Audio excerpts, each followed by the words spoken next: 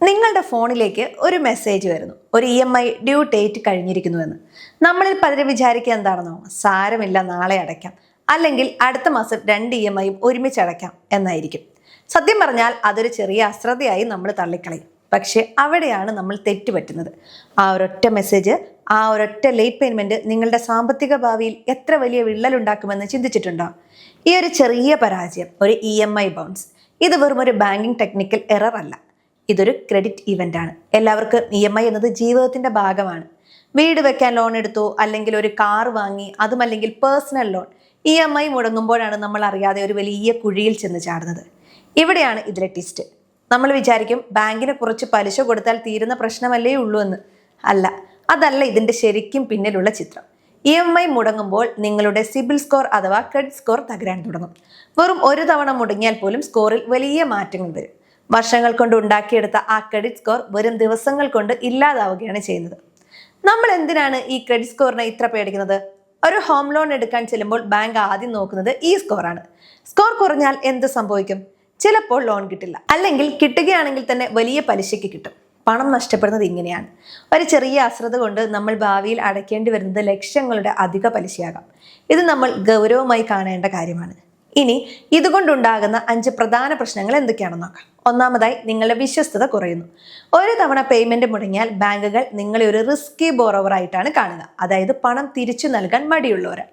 രണ്ടാമത്, വരും കാലത്ത് ലോൺ എടുക്കുമ്പോൾ പലിശ നിരക്ക് കൂടും. സ്കോർ കുറവായതുകൊണ്ട് ബാങ്ക് നിങ്ങൾക്ക് റിസ്ക് പ്രീമിയം ചാർജ് ചെയ്യും. മൂന്നാമതായി, ലോൺ കിട്ടാനുള്ള സാധ്യത തന്നെ മങ്ങുന്നു. പ്രത്യേകിച്ച് പെട്ടെന്ന് ഒരു ആവശ്യം വരുമ്പോൾ പേഴ്സണൽ ലോണോ മറ്റോ കിട്ടാൻ ഇത് തടസ്സമാകും. നാലാമത്, നിങ്ങളുടെ ക്രെഡിറ്റ് ലിമിറ്റ് കുറയാനും സാധ്യതയുണ്ട്. ക്രെഡിറ്റ് കാർഡ് ഉപയോഗിക്കുന്നവരാണെങ്കിൽ ലിമിറ്റ് കുറയുന്നത് വലിയൊരു തിരിച്ചടിയാണ്. അഞ്ചാമതായി, ഇതിന്റെ ആഘാതം വർഷങ്ങളോളം നിലനിൽക്കും. ഒരു EMI ബൗൺസ് ആയാൽ അത് നിങ്ങളുടെ റിപ്പോർട്ടിൽ ഏകദേശം 3 വർഷം വരെ ഉണ്ടാകാം. ഇവിടെ നമ്മൾ ഒരു കാര്യം നിർത്താതെ ചിന്തിക്കണം. ഈ റിപ്പോർട്ടിൽ നമ്മുടെ പേര് വരുന്നത് എങ്ങനെയാണ്? ബാങ്കുകൾ ഓരോ മാസവും നിങ്ങളുടെ പേയ്മെന്റ് വിവരങ്ങൾ ക്രെഡിറ്റ് ബ്യൂറോകൾക്ക് കൈമാറുന്നുണ്ട്. അവിടെയാണ് ഈ കണക്കുകളെല്ലാം സൂക്ഷിക്കുന്നത്. അതുകൊണ്ട് ഒളിച്ചു വെക്കാൻ കഴിയില്ല. ഇതാണ് നമ്മൾ എപ്പോഴും മിസ് ചെയ്യുന്ന കാര്യം. എന്താണ് പരിഹാരം എന്നിനി പറയാം. EMI ഡേറ്റ് എന്നത് മാറ്റാൻ പാടില്ലാത്ത ഒന്നായി കാണുക. ബാങ്ക് അക്കൗണ്ടിൽ ഒരു മാസത്തെ EMI എങ്കിലും എപ്പോഴും ബാലൻസ് ആയി വെക്കാൻ ശ്രമിക്കണം. ഒരു ഓട്ടോ ഡെബിറ്റ് സൗകര്യം ഉണ്ടെന്നും ഉറപ്പുവരുത്തണം. ഇനി ഒരിക്കൽ അബദ്ധത്തിൽ ബൗൺസ് ആയാൽ എന്ത് ചെയ്യും? മിണ്ടാതിരിക്കരുത്, അതൊരു വലിയ തെറ്റാണ്. ഉടനെ ബാങ്കുമായി സംസാരിക്കുക, പേയ്മെന്റ് നടത്തുക, കയ്യിൽ അതിന്റെ കൺഫർമേഷൻ വാങ്ങി വയ്ക്കുക. 48 മണിക്കൂറിനുള്ളിൽ ഇത് ചെയ്യാൻ ശ്രമിച്ചാൽ അതിന്റെ ആഘാതം ഒരു പരിധി വരെ കുറയ്ക്കാനും സാധിക്കും. സത്യം പറഞ്ഞാൽ നമ്മുടെ സാമ്പത്തിക അച്ചടക്കം അളക്കുന്നത് ഇത്തരം സന്ദർഭങ്ങളിലാണ്. ലോൺ എടുക്കുമ്പോൾ നമ്മൾ കാണിക്കുന്ന ആവശ്യത്തിന്റെ പകുതിയെങ്കിലും അത് തിരിച്ചടയ്ക്കുമ്പോഴും കാണിക്കണം. സ്കോർ ഉണ്ടാക്കാൻ വർഷങ്ങൾ എടുക്കും, പക്ഷെ അത് കളയാൻ ഒരു ദിവസം മതി. ഇതൊരു ചെറിയ നമ്പറല്ല, നിങ്ങളുടെ സാമ്പത്തിക ജീവിതത്തിന്റെ താക്കോലാണെന്ന് തിരിച്ചറിയണം. പണം ഉണ്ടാക്കുന്നതിനേക്കാൾ പ്രധാനമാണ് പണത്തോടുള്ള നമ്മുടെ ഉത്തരവാദിത്തം. അതുകൊണ്ട് EMI മുടങ്ങിയാൽ അത് വെറും ഒരു ബാങ്ക് കാര്യമായി കാണരുത്, അതൊരു സാമ്പത്തിക അപകടമായി തന്നെ കാണണം. നമ്മൾ ശ്രദ്ധിച്ചാൽ ഒഴിവാക്കാവുന്ന വലിയൊരു പ്രശ്നവുമാണിത്. ഇതൊരു സുഹൃത്തിനെയോ സഹപ്രവർത്തകനെയോ ഓർമ്മിപ്പിക്കുന്നത് നല്ലതാണ്.